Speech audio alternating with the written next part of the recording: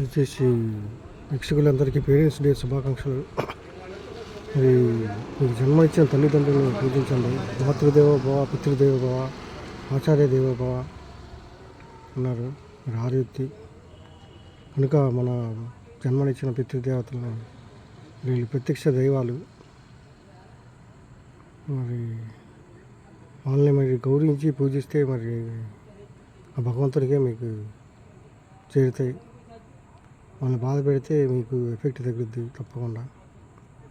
మీరు మీ పేరెంట్స్ని గౌరవిస్తే మీ పిల్లలు మిమ్మల్ని గౌరవిస్తారు. అంతేగాని వాళ్ళని అమర్యాదగా పలకరించడం, పిల్లల ముందే చులకన చేసి మాట్లాడడం, అయితే నువ్వేమి ఇచ్చావని దెప్పి పడవడం, ఆస్తులు ఇస్తే ఇప్పుడు గౌరవిస్తున్నారు, లేదంటే తీసుకెళ్ళి ఆశ్రమాలు పడేస్తున్నారు.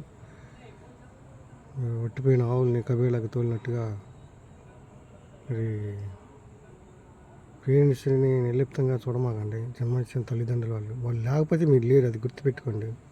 వాళ్ళు ఏమి ఇచ్చారని కాదు, వాళ్ళు లేకపోతే మీకు జన్మ లేదు, మీ పుట్టకే లేదు.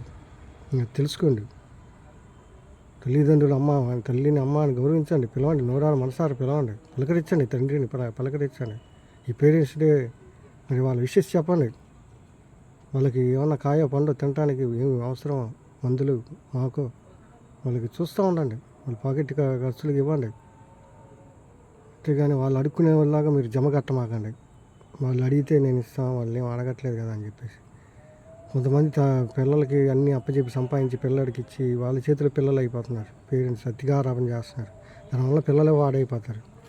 మీరు బాధ్యతగా పిల్లల్ని పెంచండి. ఊరికి పేరెంట్స్ కూడా పిల్లల్ని పెంచే విధానం బాధ్యతగా వాళ్ళకి తెలిసి రావాలి. కష్టం సుఖం మీరు ఎంత పడ్డారో బాధ మరి వాళ్ళకి తెలియచేస్తే వాళ్ళు కూడా రేపు ఇలాగ పేరెంట్స్ కాబట్టి వాళ్ళ పిల్లలకి వాళ్ళు నేర్పిస్తారు.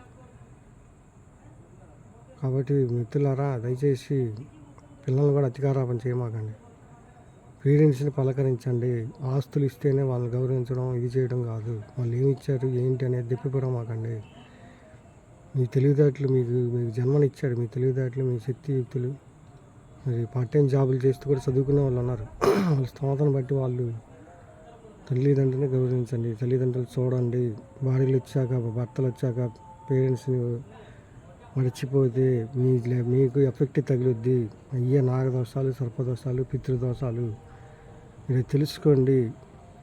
తర్వాత పూజలు, వ్రతాలు, నోములు అని కర్మ అనేది తప్పించుకోలేరు. దీని నుంచి అయినా తప్పించుకుంటారు, కానీ దేవుడు కూడా ఏం చేయలేదు. అది మీరు చేసుకున్న కర్మే మీకు జీవితాన్ని ఇస్తుంది. మీరు మంచి కర్మ చేసుకుంటే మంచి జీవితం వచ్చింది. చెడు కర్మ చేసుకుంటే చెడు వెంటాడి మిమ్మల్ని శిక్షించుద్ది. So respect our parents. మన తల్లిదండ్రులు మనం గౌరవిద్దాం, పూజిద్దాం, ప్రేమిద్దాం,